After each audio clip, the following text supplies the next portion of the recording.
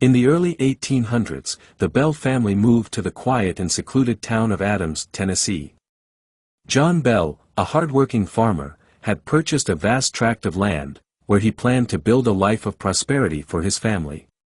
But something dark and sinister lurked in the shadows of the dense woods surrounding their farm, something that would turn their dream into a nightmare. It began with subtle disturbances. The family would hear faint knocking sounds at night, as if someone, or something, was trying to gain entry to their home. At first, John dismissed the noises as the house settling or animals scratching at the walls. But the noises grew louder, more persistent, and more menacing.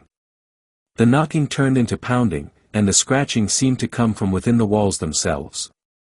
One night, as the family huddled together in fear, they heard a voice, a soft, whispering voice that seemed to echo from the very air around them. It was too faint to understand at first, but over time, the whispers became clearer. "I am Kate," the voice hissed. "I have come to torment you." From that night forward, the Bell family lived in constant terror. The spirit, which they came to call the Bell Witch, grew bolder with each passing day. It pulled the covers off their beds as they slept, slammed doors, and threw objects across rooms with an invisible force. The witch seemed to take a perverse pleasure in tormenting Betsy, the youngest daughter, pulling her hair, slapping her face, and leaving bruises on her body.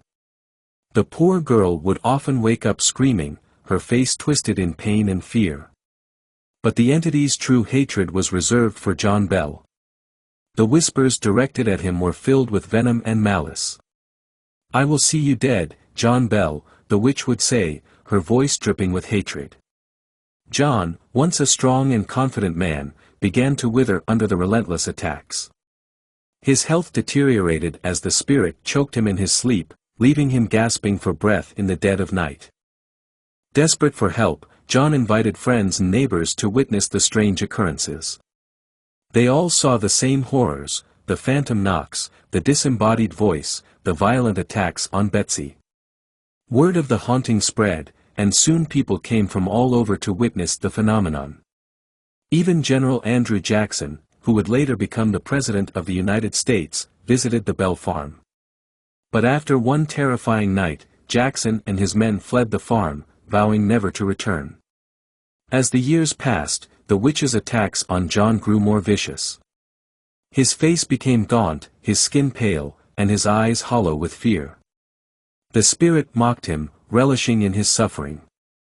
One fateful morning in 1820, John Bell was found lifeless in his bed. A strange, dark liquid was discovered near his body, and the witch gleefully claimed responsibility for his death. "I gave him that poison," the voice sneered. "My work here is done." But the witch wasn't finished. She turned her attention to Betsy, especially after she became engaged to a young man named Joshua Gardner. The witch despised their happiness and made it her mission to drive them apart. Betsy was subjected to even greater torment, nights filled with screams, unseen hands pulling at her, and a voice constantly whispering, "Leave him, or suffer the consequences." Unable to bear the torment any longer, Betsy broke off the engagement, and the witch finally relented, her laughter echoing through the house one last time. After John Bell's death, the spirit's presence began to fade, but the fear it had instilled in the community lingered for years. The Bell Witch's final words were a chilling reminder of its power: "I'll return in 7 years."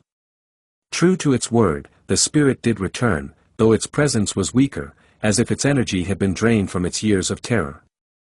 To this day, the legend of the Bell Witch lives on.